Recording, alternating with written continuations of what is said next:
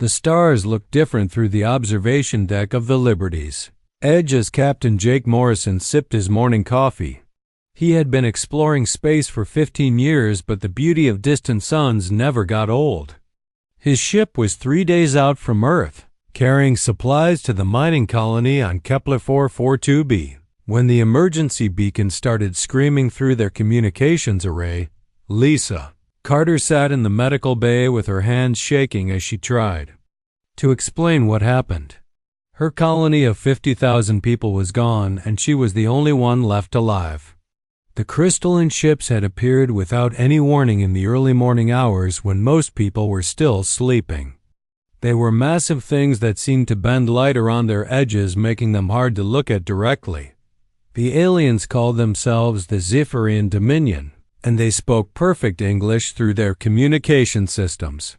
Their leader demanded that all humans leave the planet within 6 hours or face immediate destruction. Lisa begged for more time to contact Earth and arrange for evacuation ships, but the aliens refused to listen. Jake watched the recovered security footage with growing horror. The alien weapons fired beams of pure energy that cut through buildings like paper. They targeted the schools first, then the hospitals and residential areas. Men, women, and children ran screaming through the streets as their homes exploded around them. The aliens showed no mercy to anyone. The attack lasted only 4 hours, but it felt like days to Lisa as she hid in an underground storage facility. She heard the screams and explosions above her head until everything went silent. When she finally came out, the entire colony was nothing but smoking ruins and twisted metal. Bodies lay scattered everywhere, and the air tasted of ash and burned flesh. Admiral Kate Sullivan received the report at Earth Command headquarters while she was reviewing routine patrol schedules. The words on the screen made no sense at first because nothing like this had ever happened before. Humanity had been exploring space for over 200 years, and they had never encountered hostile aliens. Every species they met had been peaceful, or at least willing to negotiate. The video evidence changed everything in an instant. These Zephyrians were not interested in talking or finding peaceful solutions. They saw humans as insects to be crushed without thought or hesitation. The intercepted alien communications made their intentions crystal clear. This attack on Kepler was just a test to see how humans would respond to aggression. President Dan Cooper called an emergency session of the United Earth Assembly as news of the massacre spread across all human worlds. Panic began to set in as people realized that their peaceful existence was over. The age of exploration and discovery had ended, and something much darker was beginning. Military analysts worked through the night studying every piece of data they could gather about the Zephyrian ships and weapons. The news was not good for humanity. These aliens commanded a fleet of over 800 vessels and had conquered 12 other species across the galaxy. Their technology was centuries ahead of anything humans possessed. The human fleet numbered only 340 ships, and most of them were designed for exploration and cargo transport rather than warfare. The few military vessels they had were meant for dealing with pirates and smugglers, not advanced alien war machines. Against the Zephyrian Dominion, they would be like children throwing rocks at armored tanks. Long-range sensors detected massive alien formations gathering at the edge of human space as the emergency session continued. The Zephyrians were not content to wait and see how humans would respond to their ultimatum. They were bringing their entire fleet to finish what they had started at Kepler Colony. Dr. Amy Foster studied the alien wreckage that Jake had recovered from the destroyed colony. The crystalline material was unlike anything in human science databases. It seemed to pulse with its own internal energy and was harder than diamond but lighter than aluminum. The weapon systems were completely incomprehensible, using principles of physics that humans had never encountered. General Sam Wright briefed the War Council on humanity's defensive capabilities, and the picture he painted was grim. Earth's orbital defense platforms might slow down an alien assault, but they could not stop it. The outer colonies were completely defenseless and would fall within days of any serious attack. Evacuation was impossible because there were not enough ships to move billions of people. As dawn broke over Earth, President Cooper addressed the United Earth Assembly and billions of watching citizens. His words were simple and direct. Humanity would not bow to alien tyranny or accept slavery and extinction. They would fight with everything they had, even if the odds seemed impossible. But privately, Cooper knew the truth that he could not say out loud. The Zephyrian Dominion was coming with overwhelming force and advanced technology. Humanity was about to face its greatest test, and failure would mean the end of their species forever. The stars that had once promised infinite possibilities now held only darkness and the approaching storm of war. 6 months had passed since the Kepler massacre, and humanity was transforming in ways no one thought possible. Every shipyard from Earth to the outer colonies worked around the clock, building new weapons and converting peaceful vessels into instruments of war. The gentle hum of construction never stopped as welders and engineers pushed themselves beyond human limits. Colonel Ryan Bell stood in the main hangar of the Titan shipyards, watching civilian cargo haulers being fitted with missile launchers and armor plating. Merchant vessels that once carried grain and manufactured goods now bristled with weapon systems. Passenger liners designed for comfort were stripped down and rebuilt as troop transports, capable of carrying thousands of soldiers into battle. The transformation was not just mechanical but mental as well. Humanity had spent centuries believing that peaceful cooperation was the answer to every problem. Now they were learning that some enemies could only be stopped through superior firepower and the will to use it without hesitation. The change was painful but necessary for survival. Dr. Amy Foster worked 18-hour days in her laboratory trying to understand Zephyrian technology from the wreckage recovered at Kepler. Her team had made little progress until a breakthrough came from an unexpected source. Engineer Pete Davis had remained at the destroyed colony site studying the alien weapon impacts and energy signatures left behind. Pete discovered that human electromagnetic fields created tiny disruptions in Zephyrian shield matrices. The effect was microscopic and seemed useless at first, but Pete realized it could be amplified and weaponized. If they could generate powerful enough electromagnetic pulses, the alien shields might collapse, completely leaving their ships vulnerable to conventional weapons. Captain Jake Morrison had not been idle during the 6 months of preparation. His ship Liberty's Edge conducted hit-and-run attacks on Zephyrian scout formations that were probing human defenses. These battles taught him valuable lessons about alien tactics and weaknesses that could be exploited in larger engagements. Aliens were methodical in their approach to warfare, but they lacked creativity and adaptability. They followed predetermined attack patterns without deviation, even when circumstances changed. Lieutenant Commander Grace Taylor suggested this rigid thinking might be their greatest weakness if humans could find ways to exploit it effectively. Morrison's crew had become expert at guerrilla warfare, hitting alien scouts hard and fast before disappearing into asteroid fields or nebulae where the larger Zephyrian ships could not follow. They destroyed over 30 enemy vessels during these raids while suffering only minor damage to their own ship through superior tactics and knowledge of local space. General Sam Wright presented Operation Thunderbolt to the War Council as humanity's best chance for survival. The plan was desperate and relied on untested weapons and tactics that existed only in theory. They would strike at the Zephyrian staging area before the main invasion fleet could reach human space, but success required perfect timing and coordination. The stakes became personal when intelligence officers intercepted alien communications, revealing the Zephyrian plan to use captured humans as living shields during their assault on Earth. They had already seized 3 outer colonies and enslaved 200,000 people for this exact purpose. The thought of human children being used as protection for alien war machines filled everyone with cold fury.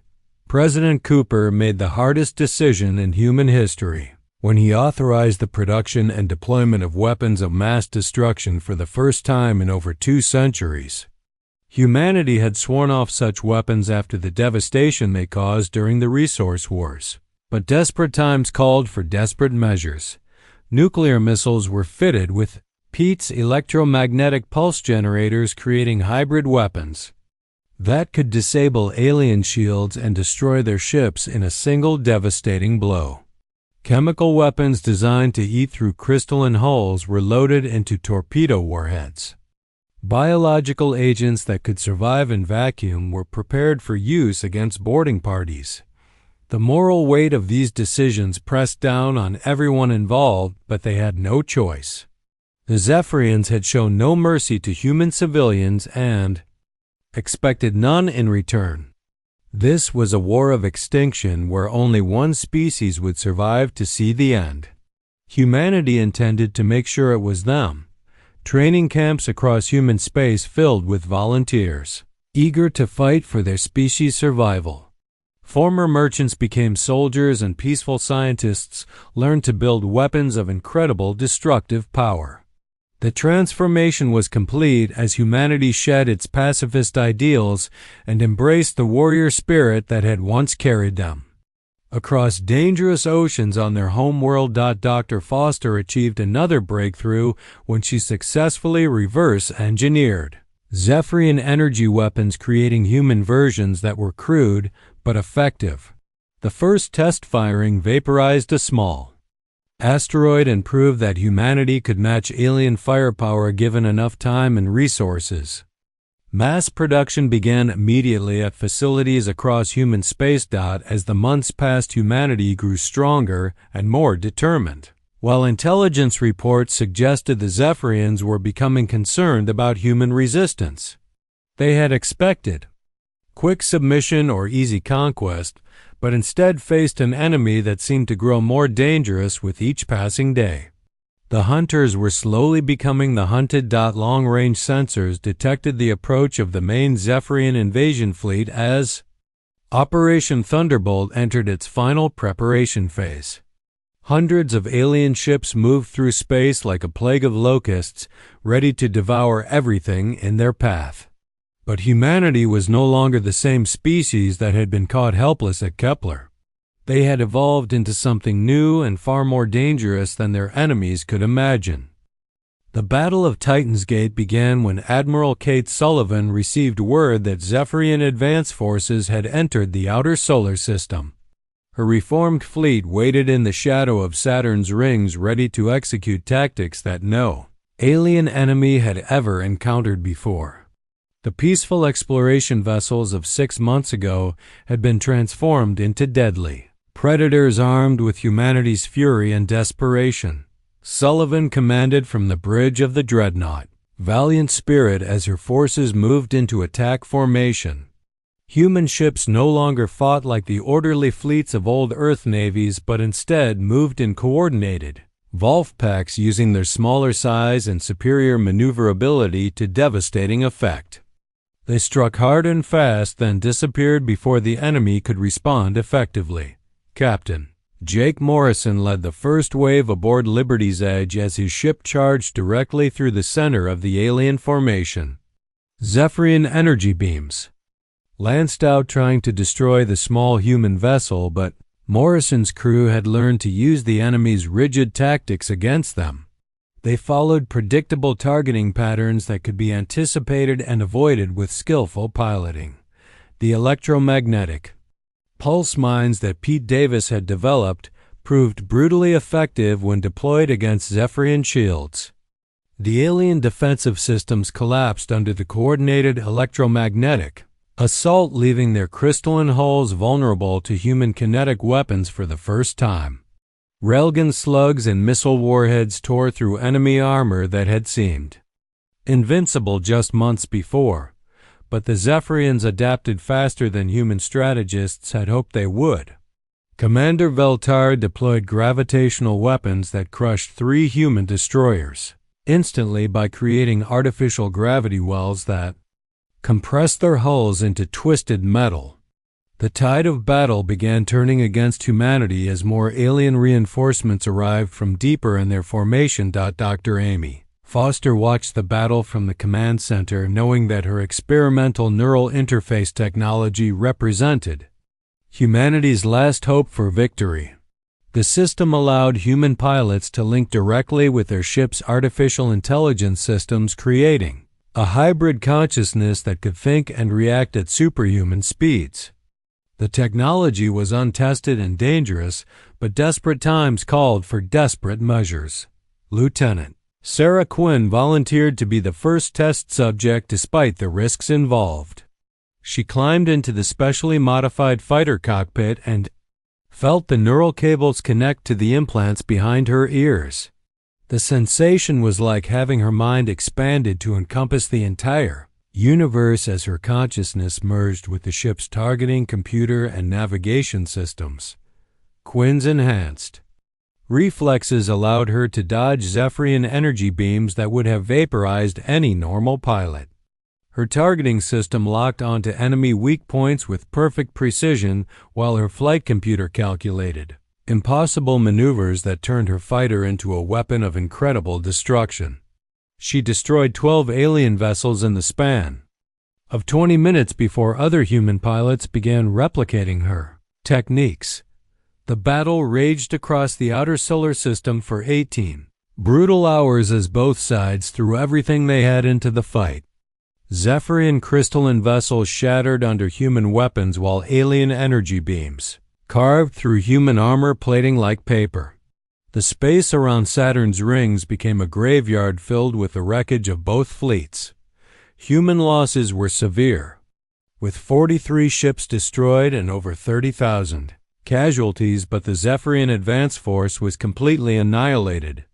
Not a single alien vessel escaped to report back to their main fleet about the new human tactics and weapons.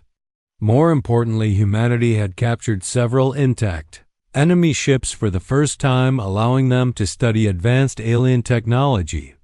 Victory sent shockwaves across the galaxy as news of the impossible spread to every inhabited world.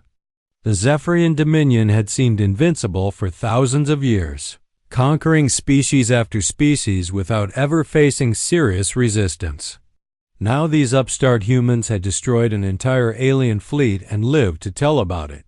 Resistance movements. Unconquered worlds began coordinating with human forces after learning that the Dominion could be defeated. They shared intelligence about alien fleet movements and supply lines while conducting sabotage operations that disrupted Zephyrian logistics. The galaxy was beginning to believe that freedom might be possible after all. Admiral Sullivan studied the captured alien vessels and realized that humanity had gained access to technology centuries ahead of their own. Zephyrian faster-than-light drives were far superior to human systems, and their energy weapons could be reverse-engineered to create even more powerful versions. The balance of power was beginning to shift in humanity's favor. Colonel Ryan Bell interviewed the few surviving Zephyrian prisoners and learned disturbing information about their society and military structure. The aliens viewed other species as nothing more than resources to be exploited or obstacles to be removed. They had no concept of mercy or peaceful coexistence, making negotiation completely impossible. The prisoners also revealed that the main Zephyrian invasion fleet was 10 times larger than the advance force that had just been destroyed. Over 400 alien vessels were approaching human space with orders to eliminate every man, woman, and child on every human world.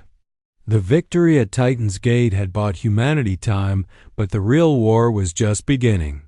President Dan Cooper addressed the United Earth Assembly and broadcast his words to every human colony across space. The Zephyrians had underestimated humanity once and paid a terrible price for their arrogance. Now they would learn what happened when a peaceful species was pushed beyond all limits and forced to embrace their inner warrior. The message was clear. To both humans and aliens across the galaxy, humanity would not go quietly into extinction, and they possessed the will and skill to make their enemies pay dearly for every victory. The species that had once explored the stars in peace had evolved into something far more dangerous than anyone could have imagined. 3 years had passed since the first shots were fired at Titan's Gate, and humanity had become something the galaxy had never seen before. Admiral Jake Morrison commanded the infamous Ghost Fleet from the bridge of his new flagship as cloaked human vessels struck deep inside Zephyrian territory. The experimental stealth technology made his ships nearly invisible to alien sensors, allowing them to hit infrastructure and supply depots with surgical precision. The war had changed humanity at the most fundamental level, as soldiers, volunteers, and civilians alike underwent genetic enhancements that pushed the limits of human biology. Sergeant Matt Parker and his enhanced infantry could survive in vacuum for hours and had reflexes fast enough to dodge energy weapon fire. Their bones were reinforced with alien materials and their muscles generated twice normal human strength. Human pilots had evolved even further by linking directly with their ship's computer systems through neural interfaces that created hybrid beings, capable of processing information at impossible speeds. They thought and reacted faster than any biological organism could manage, while retaining human creativity and adaptability that gave them advantages over rigid alien tactical systems. Dr. Amy Foster's research team achieved another breakthrough when they successfully weaponized quantum entanglement, creating torpedoes that could phase through any known shielding technology. The Q torpedoes delivered antimatter payloads with perfect accuracy by existing in multiple dimensional states simultaneously until they reached their target and collapsed into normal space. The first deployment of quantum torpedoes occurred during CD, a battle near the Proxima Centauri system where a Zephyrian battle group was preparing to assault a human colony. Morrison's fleet appeared out of nowhere and fired a salvo of the experimental weapons that simply ignored alien shields and armor. The entire enemy formation of 12 vessels was vaporized in seconds without any chance to fight back or retreat. Humanity's greatest weapon proved to be their unlimited adaptability, as they constantly evolved new tactics and technologies in response to changing battlefield conditions. While other species followed rigid military doctrines that remained unchanged for centuries, humans reinvented warfare every few months. They deployed biological weapons engineered to target alien physiology and nanobots that consumed enemy ship hulls from the inside out. The turning point came at the Battle of Zarian Prime, where 80,000 enslaved humans were scheduled for execution as an example to other conquered species. General Kate Sullivan launched the largest rescue mission in human history, combining conventional forces with revolutionary tactics that pushed the boundaries of acceptable warfare. The assault included berserker units that fought with suicidal determination, knowing their families' lives hung in the balance. Commander Grace Taylor led the ground assault personally as her enhanced soldiers carved through Zephyrian defensive positions with a fury that terrified even their alien captors. The rescued humans described their liberators as forces of nature rather than ordinary soldiers. They moved through enemy fire like ghosts and struck with the precision of machines while retaining human rage that made them unstoppable. The liberation of Zarian Prime saved thousands of human lives, but more importantly, it demonstrated to the galaxy that the Zephyrian Dominion could be beaten by superior tactics and unwavering determination. Other conquered species began rising up in rebellion as they realized that freedom was possible if they were willing to fight for it with everything they possessed. Human technology continued advancing at an incredible pace as captured alien vessels provided new insights into faster-than-light travel energy weapons and defensive systems. Earth scientists reverse-engineered Zephyrian gravity manipulators and used them to create weapons that could crush enemy ships or tear apart their molecular structure. Nothing seemed beyond human capability when survival was at stake. The psychological warfare campaign proved equally effective as human. Broadcasts reached conquered worlds throughout Zephyrian space. The messages were simple but powerful, showing that the supposedly invincible Dominion could be defeated by creatures they had dismissed as primitive insects. Hope spread across the galaxy like wildfire as oppressed peoples began believing that their chains could be broken. Morrison's Ghost Fleet had grown from a handful of experimental vessels to over 200 cloaked ships that struck terror into Zephyrian hearts wherever they appeared. They hit military installations, supply convoys, and communication networks with perfect coordination while remaining completely invisible to enemy sensors. The aliens never knew when or where the next attack would come from. The war had also changed humanity's approach to combat as they abandoned traditional concepts of honor and fair play in favor of total warfare aimed at species survival.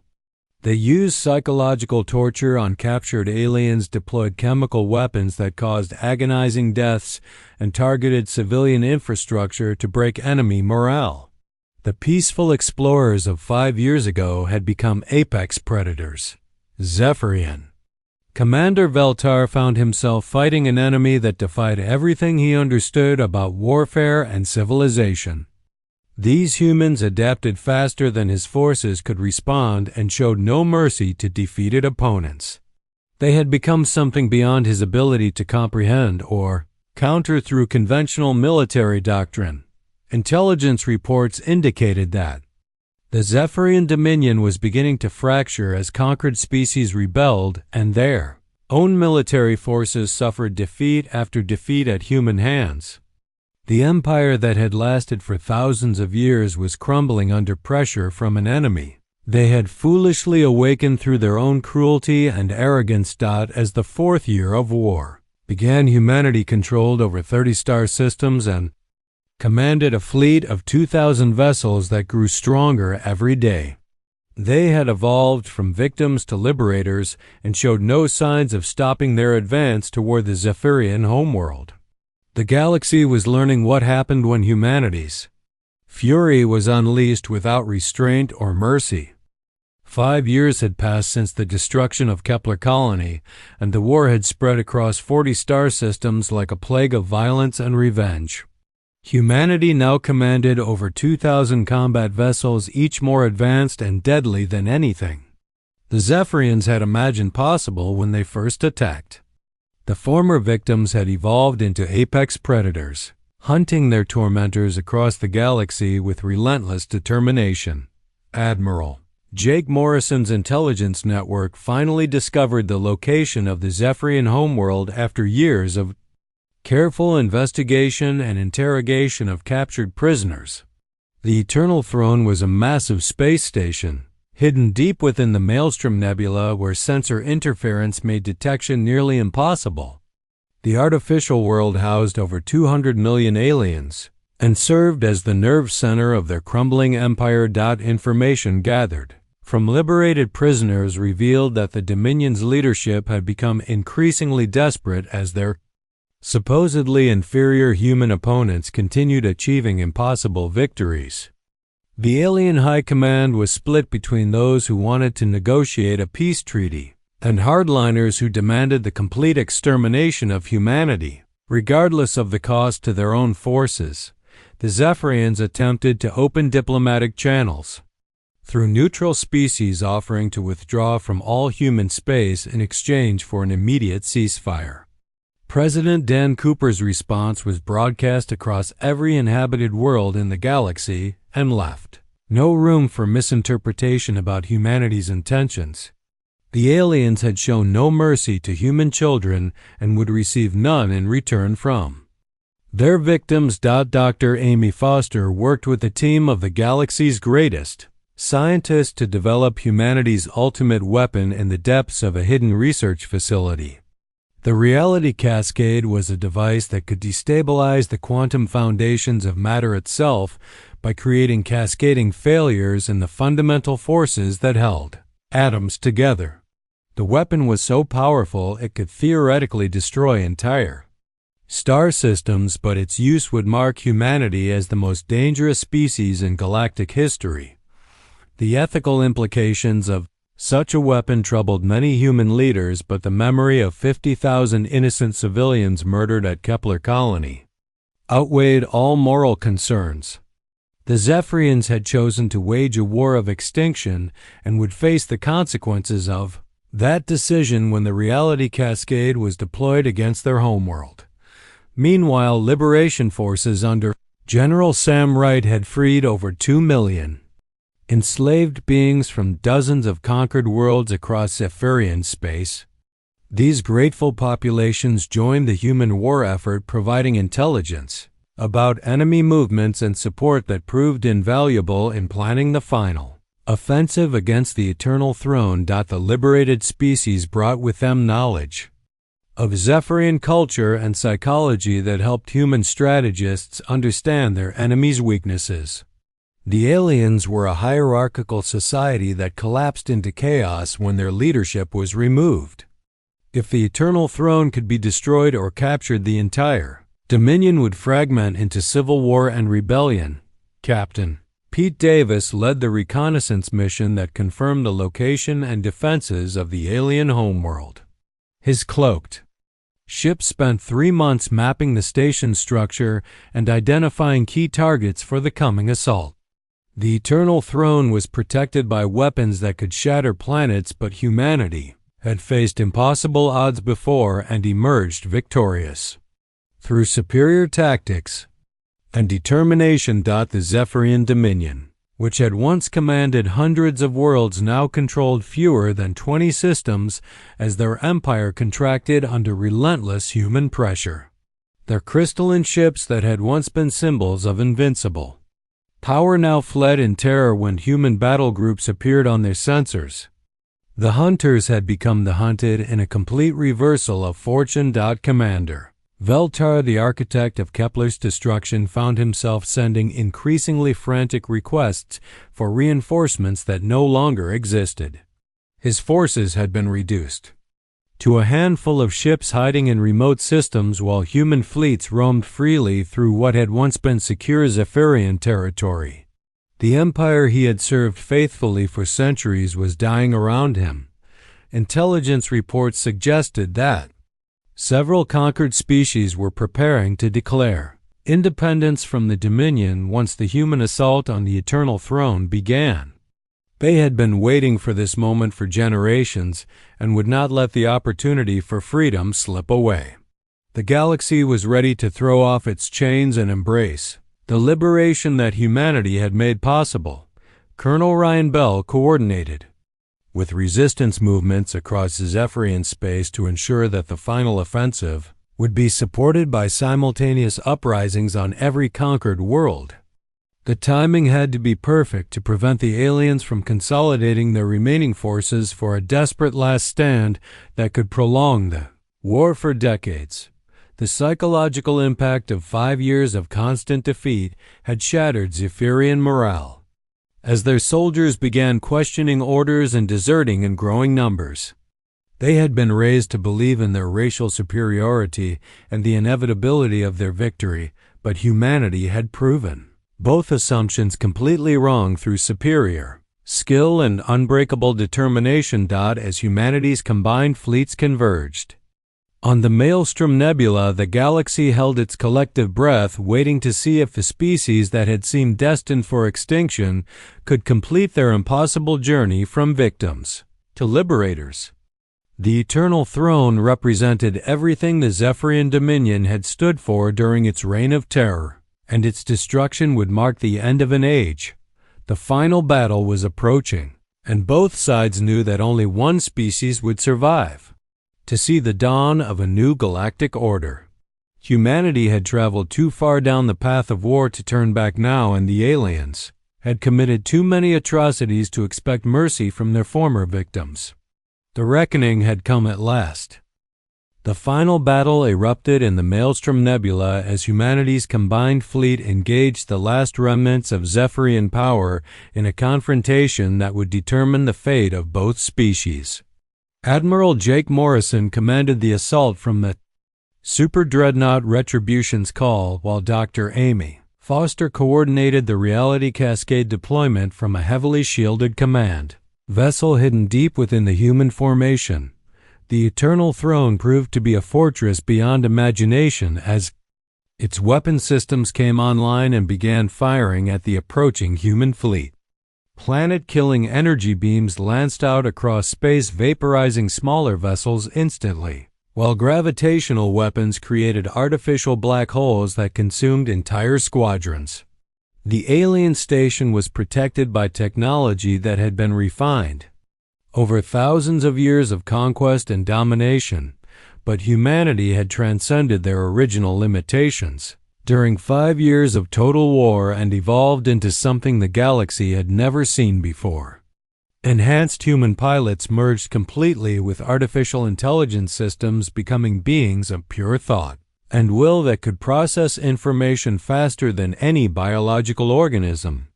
They guided their ships through impossible maneuvers that defied the laws of physics. Captain Pete Davis led humanity's elite phase corps through quantum tunneling technology that allowed them to infiltrate the station's heavily defended core systems. His team materialized inside the Eternal Throne and immediately faced desperate alien defenders who finally understood they were fighting for their species' survival rather than continued dominance over conquered peoples. The battle through the station's corridors became a brutal close quarters nightmare as enhanced human soldiers fought crystalline warriors in hand-to-hand combat. Both sides showed no mercy as they carved through enemy positions with weapons designed to cause maximum pain and destruction. The floors ran with alien blood while human screams echoed through the twisted passages. Morrison's fleet pressed their assault against the station's outer defenses while quantum torpedoes phased through energy shields and armor plating to detonate inside critical systems. The Eternal Throne began losing power as its reactor cores were damaged by precision strikes that only human technology could deliver. The fortress that had seemed invincible was slowly being torn apart from within. In the climactic confrontation, Admiral Morrison faced Commander Veltar in single combat aboard the alien command center. The Zephyrian leader had enhanced himself with cybernetic implants that gave him superhuman strength and speed, but Morrison fought with the fury of every human who had died at Kepler Colony and every child enslaved by the Dominion throughout their reign of terror. Veltar's energy sword clashed against Morrison's plasma blade as the two warriors danced around each other in a deadly ballet of violence and revenge. The alien commander was skilled and experienced, but he could not match the humans' desperate determination to end 5 years of war and suffering.